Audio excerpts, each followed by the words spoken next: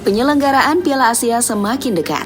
Beberapa tim sudah melakukan beberapa persiapan agar mampu mendapatkan hasil maksimal di turnamen tersebut.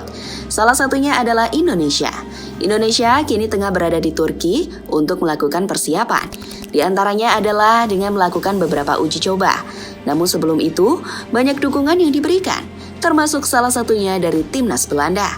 Lantas, siapa sajakah pemain Belanda yang memberikan dukungan itu? Berikut ini adalah jawabannya.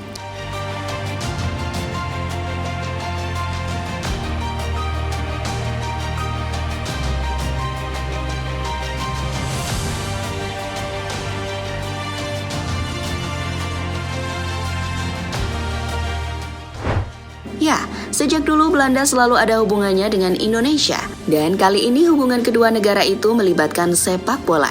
Untuk kali ini Indonesia banyak diuntungkan, karena saat mencari pemain naturalisasi, kebanyakan berasal dari Belanda.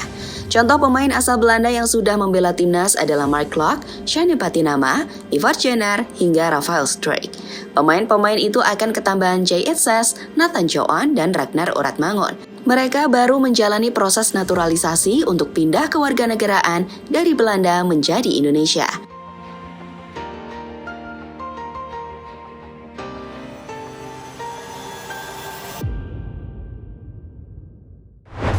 Untuk masalah ini, Belanda tampak merelakan. Lagian, pemain yang diambil oleh Indonesia adalah pemain yang gagal bersaing di timnas Belanda, sehingga mereka mendukung pemain tersebut untuk membela negara lain. Dalam hal ini adalah Indonesia. Namun untuk masalah ini, pihak Belanda tetap memberikan aturan kepada Indonesia. Dan aturan ini disampaikan oleh Guus de Jong, salah satu petinggi dari KNVB. Inti aturannya adalah, saat mengambil pemain asal Belanda tidak boleh banyak-banyak. Mark Klok salah satu contohnya. Dia tadinya pemain asal Belanda, sekarang memperkuat timnas Indonesia. Tentu bagus, tapi jangan banyak-banyak, kata de Jong pada media.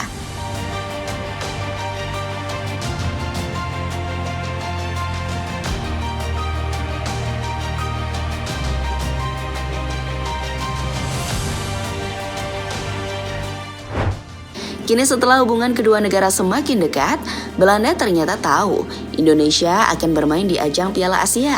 Mereka kemudian memberikan dukungan penuh terhadap timnas. Dukungan itu diberikan oleh pemain Belanda U21.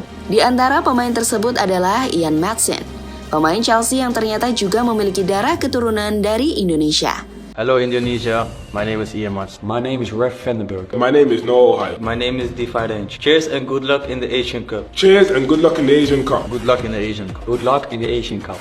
All the best. Indonesia will win. Indonesia will win.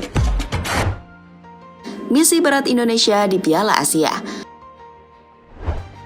Dukungan memang harus diberikan kepada Indonesia, karena dalam ajang Piala Asia nanti, misi berat harus mereka jalani. Bagaimana tidak? Karena nanti skuad Garuda akan melawan tim-tim kuat macam Jepang, Irak, dan Vietnam. Harapannya dengan dukungan yang didapatkan, Indonesia mampu tampil Spartan dan berhasil merepotkan lawan-lawannya. Dengan ini, kemenangan tentu menjadi harapan besar demi misi bisa lolos ke babak selanjutnya.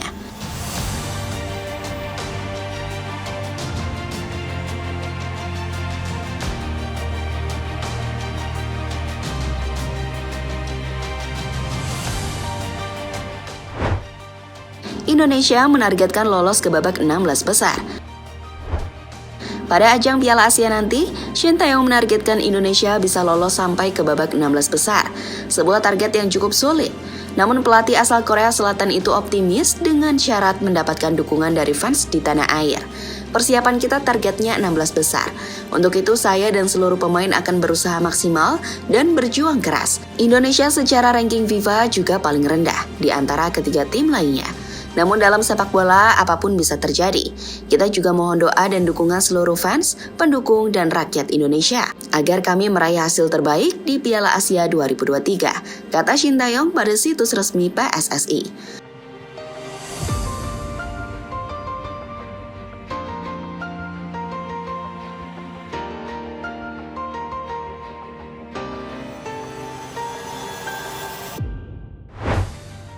Meski berat, peluang lolos tetap ada. Meski berat, bukan berarti Indonesia langsung tersingkir begitu saja, karena peluang untuk lolos ke babak 16 besar tetaplah ada. Kuncinya, Indonesia mampu meraih minimal 1 kemenangan di babak grup. Sementara di pertandingan lain, Indonesia tidak boleh kalah dengan selisih gol yang sangat banyak. Jika itu terjadi, maka peluang Indonesia untuk lolos sebagai peringkat 3 terbaik bisa saja tercapai. Namun soal ini juga tergantung tim lain di grup berbeda.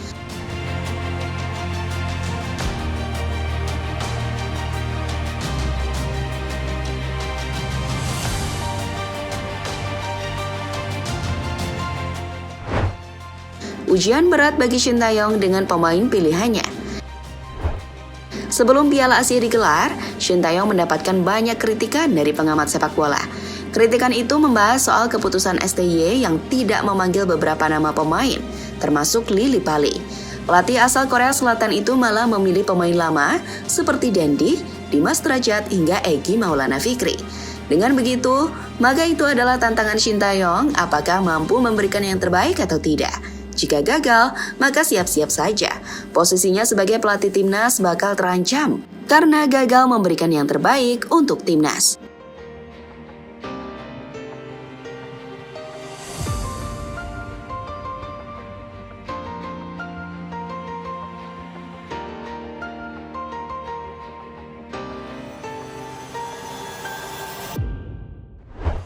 Lebih lanjut, sebagai tambahan info saja, di ajang Piala Asia nanti, Indonesia akan lebih dulu bermain melawan Irak. Setelahnya, Indonesia akan bertemu dengan musuh bebuyutan di ASEAN, yakni Vietnam. Baru di pertandingan terakhir, ujian sesungguhnya bakal dihadapi oleh timnas. Karena mereka harus melawan Jepang yang saat ini berstatus sebagai Raja Asia. Jadi itulah dukungan dari pemain timnas Belanda untuk Indonesia menjelang dimulainya ajang Piala Asia.